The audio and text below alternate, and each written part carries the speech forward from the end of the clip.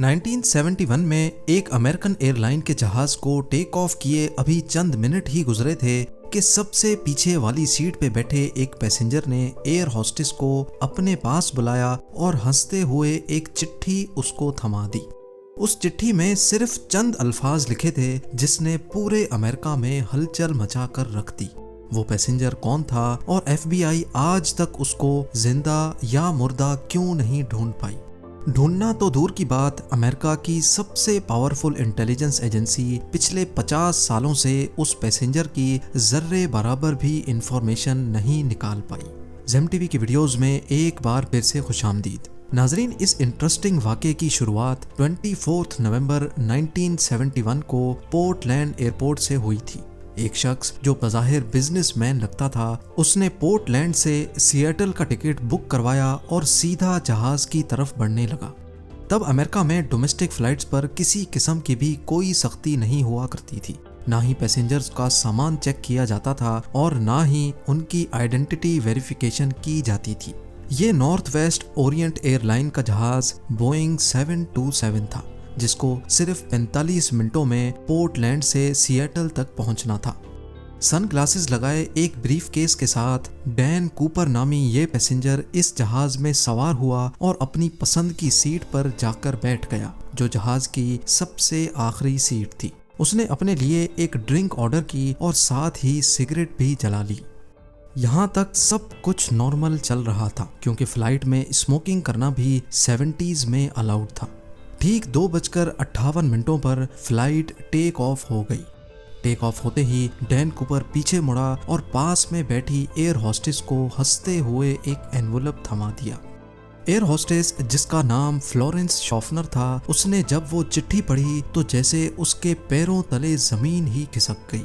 Miss, I have a bomb here and I would like you to sit by me. मेरे पास bomb है और मैं चाहता हूँ कि आप मेरे बराबर में आकर बैठ जाएं। फ्लोरेंस शॉफनर जब डैन कूपर के बराबर में आकर बैठी तो उसने अपना ब्रीफ केस खोला, जिसमें डायनामाइट की 8 स्टिक्स और एक डेटोनेटर भी मौजूद था। इन शॉर्ट, जहाज हाईजैक हो चुका था और डैन कूपर की टोटल 3 डिमांड्स थी। उसको 5 बजे से पहले पहले $2 लाख कैश, 2 पैराशूट के पेयर्स और सिएटल एयरपोर्ट पर एक रीफ्यूलिंग ट्रक रेडी चाहिए था। अपनी डिमांड्स के आखिर में उसने फ्लोरेंस शॉफनर को इनडायरेक्टली ये भी बोला कि अगर कोई गलती हुई तो मैं बॉम्ब फाड़ दूंगा। डैन कूपर के अलावा इस जहाज में 35 पैसेंजर्स थे, जिनको पीछे जहाज में होने वाले इस वाक़े का बिल्कुल भी इल्म नहीं था। फ्लोरेंस शॉफनर डैन कूपर की डिमांड्स लेकर कॉकपिट में गई और कैप्टन को सारा माजरा सुना दिया। एक दूसरी एयर होस्टेस, जिसका नाम टीना मकलो था, वो अब एक इंटरकॉम लेकर डैन कूपर के साथ आकर बैठ गई, जो पायलट और डैन कूपर के दरमियान मैसेज पहुंचाने का काम कर रही थी। याद रहे कि ये अमेरिका की हिस्ट्री में होने वाला पहला प्लेन हाईजैक था जो रैंसम के लिए किया गया था। इसी वजह से लोकल अथॉरिटीज और FBI ने फैसला किया कि हाईजैकर की सारी डिमांड्स पूरी की जाएं। जाहिर है अथॉरिटीज को भी मालूम था कि डैन कूपर उनसे भागकर ज्यादा दूर नहीं जा पाएगा।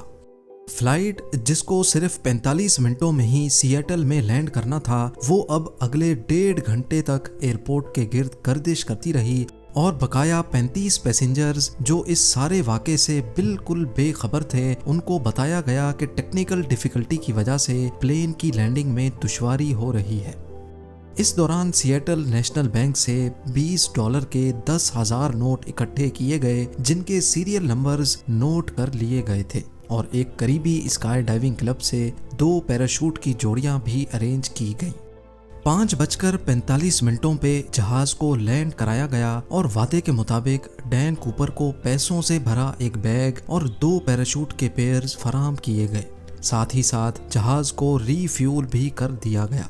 अपनी मांगें पूरी करवाने के बाद डैन कूपर ने 35 पैसेंजर्स और 2 फ्लाइट क्रू को जहाज से उतरने की परमिशन दे दी, जबकि पायलट्स और 2 फ्लाइट क्रू को जहाज में रहने का ही कहा।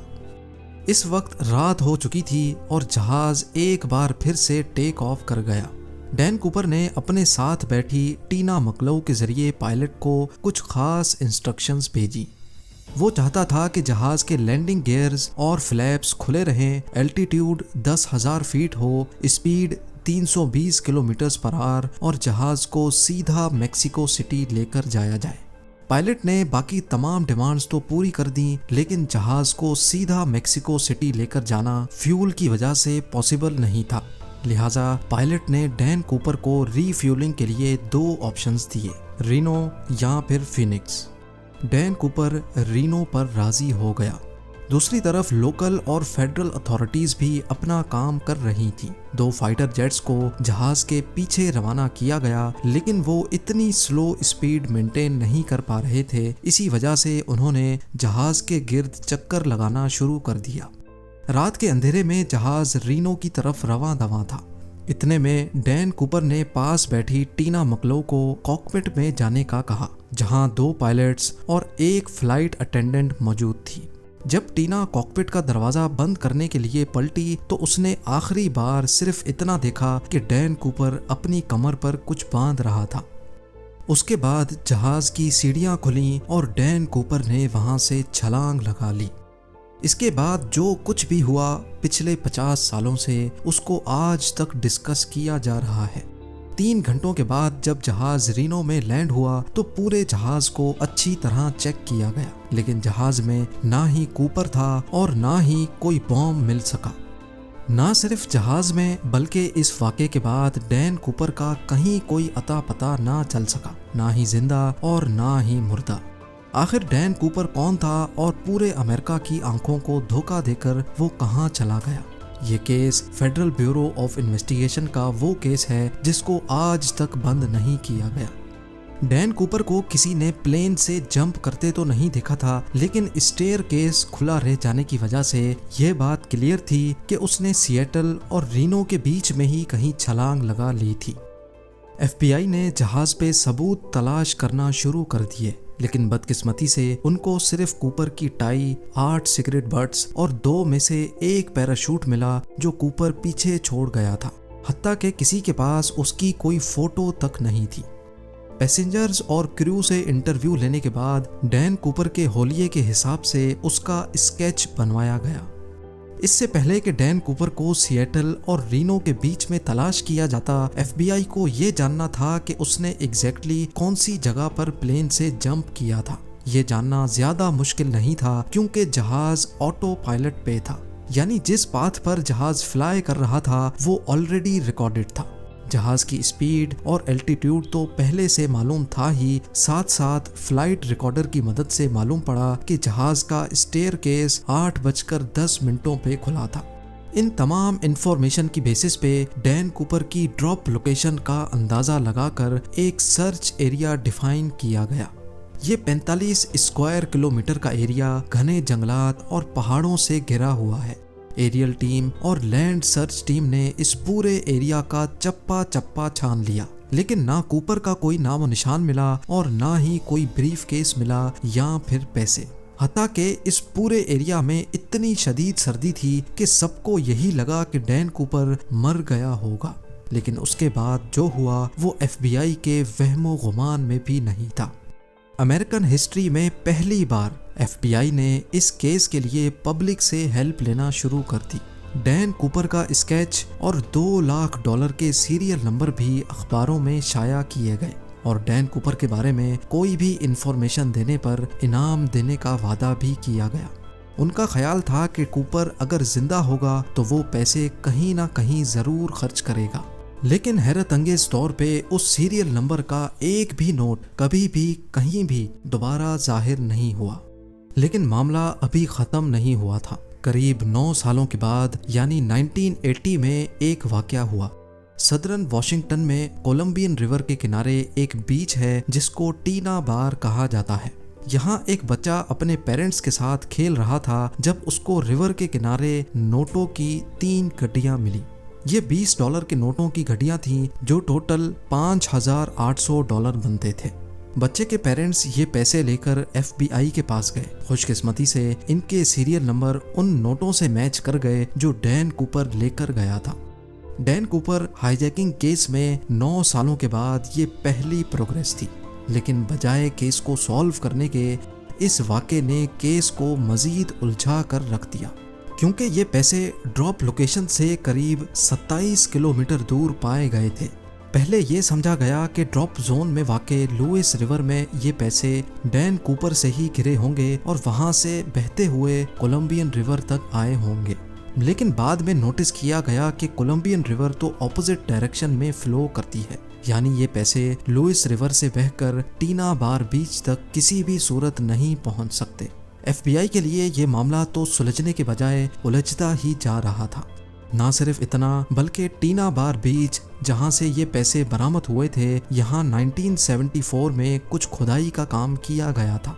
हाईजैकिंग के 3 सालों के बाद टीना बार बीच के किनारे एक्स्ट्रा रेत डाली गई थी और मिलने वाले पैसे इस रेत के अंदर पाए गए थे। इस नई इन्फॉर्मेशन से तो ये जाहिर होता है कि डैन कूपर या फिर उसके किसी साथी ने जानबूझकर केस को उलझाने के लिए 3 सालों के बाद टीना बार बीच पर आकर ये पैसे दफनाए थे। इस केस को लेकर FBI ने कूपर जैसे दिखने वाले लोगों से इन्वेस्टिगेशन की, लेकिन कोई खातिर खास सुराग ना मिल सका। कई थ्योरीज ये भी कहती हैं कि कूपर शायद कोई ट्रेंड मिलिट्री कमांडो था, क्योंकि जो पैराशूट वो अपने साथ लेकर गया था वो एक मिलिट्री पैराशूट था और उसको ऑपरेट करना उस पैराशूट से ज्यादा मुश्किल था जो वो प्लेन में ही छोड़कर गया था। 1980 में $5,800 कैश मिलने के अलावा बकाया 9,710 नोट दोबारा कभी नहीं मिल पाए। एविडेंस के तौर पे FBI के पास डैन कूपर के इस स्केच के अलावा सिर्फ ये टिकट है जिसमें उसने खुद अपना नाम लिखा था और ये टाई जिस पर क्लिप लेफ्ट साइड पे लगी थी, जिससे ये जाहिर होता है कि डैन कूपर लेफ्ट हैंडेड था। इस केस ने FBI को पिछले 50 सालों से सवालों में उलझा कर रखा है। आज भी FBI की वेबसाइट पर इस केस की तमाम डिटेल्स मौजूद हैं और इस केस की फाइल आज भी खुली हुई है। उम्मीद है ज़ेम टीवी की ये वीडियो भी आप लोग भरपूर लाइक और शेयर करेंगे। आप लोगों के प्यार भरे कमेंट्स का बेहद शुक्रिया। मिलते हैं अगली शानदार वीडियो में।